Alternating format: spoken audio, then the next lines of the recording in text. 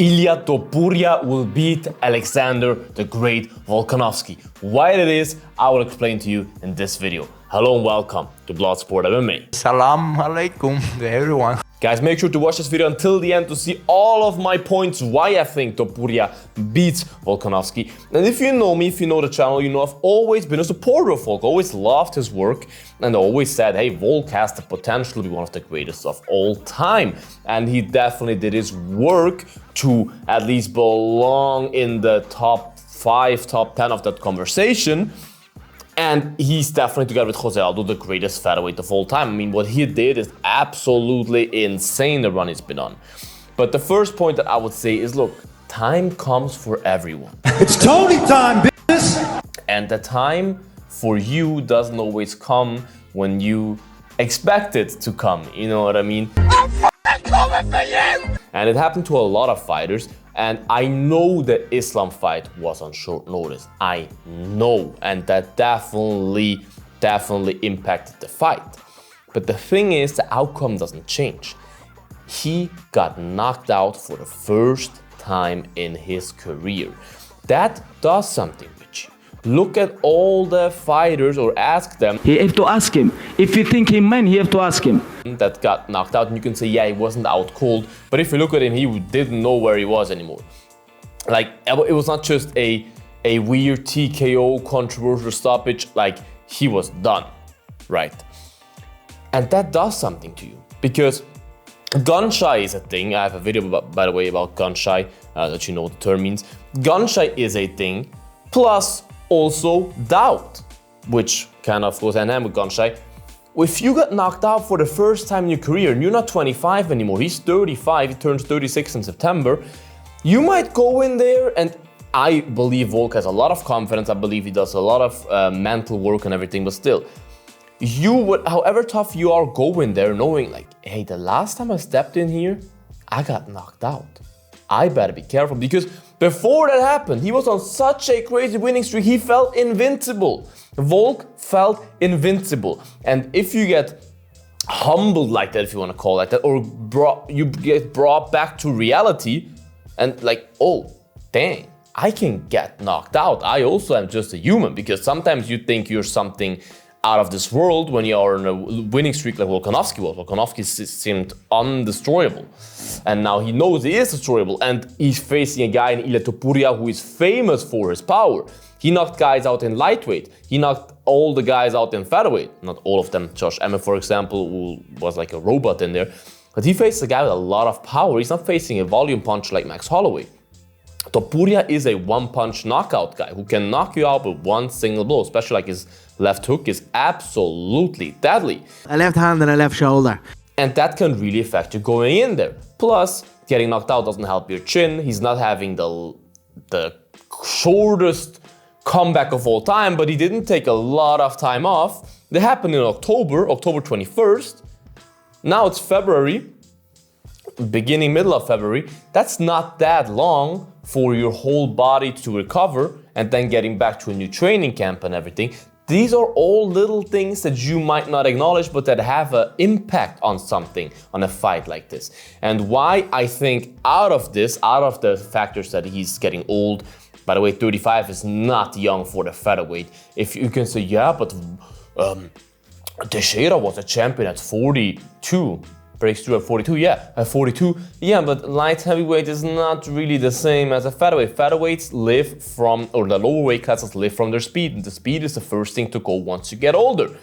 And especially against a guy like Topuria, you don't want to be too slow. Too slow and too stiff. You're stiff as a board. You don't, if you both exchange, you don't want to be the guy that's slower than him, because then you're going to get hit and it's going to hurt and you're probably going to sleep. And Topuria is a guy, he is filled with confidence. Topuria reminds me of a young McGregor. He also has in his Instagram UFC World Champion written already and stuff. Topuria is in a state of mind right now where he's like, I am the fucking guy. I cannot be hurt. I am the Heat, brother! I am the Heat! And he faced adversity. It's not like he just run through everyone. He faced adversity. He got knocked out against Jay Herbert. You know what I mean?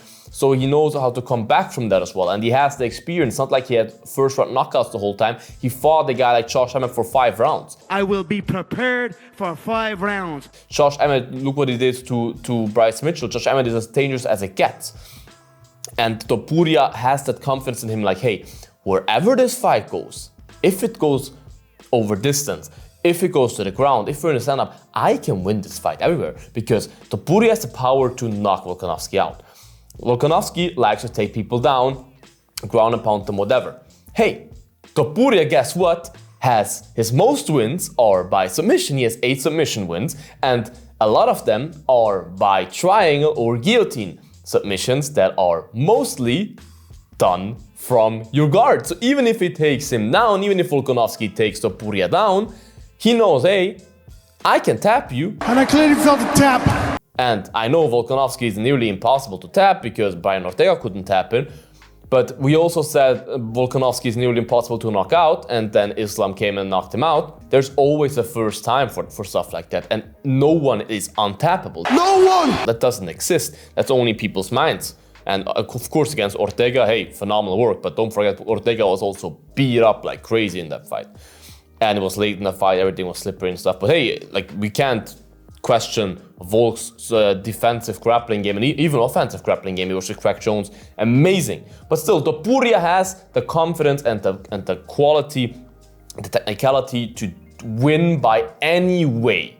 He can win by decision, by submission, by knockout. So he has a insane confidence about him, and confidence can win you fights. If you're that confident and knowing in your abilities, that can get you places, man. And he's 27 years old. He's as fresh as it gets. He gets better from every fight.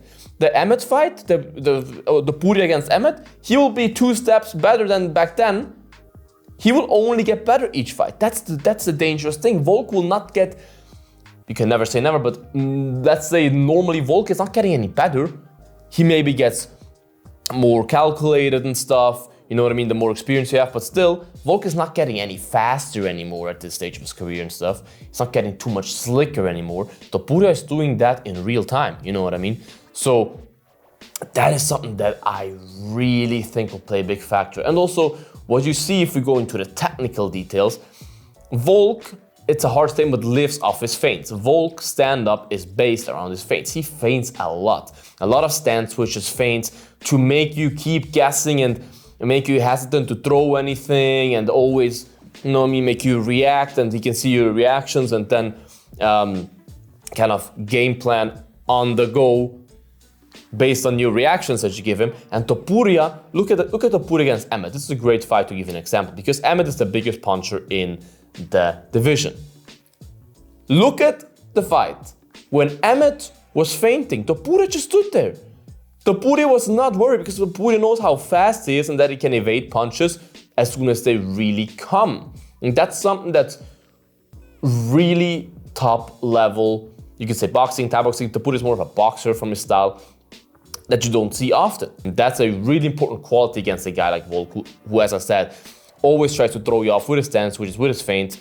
And Topuria likes to just hunt you down, wait for his opportunity, wait for his opening, and then commit with full power and try to get your head out of there. And I do believe, to sum it up, the time for Volk has come.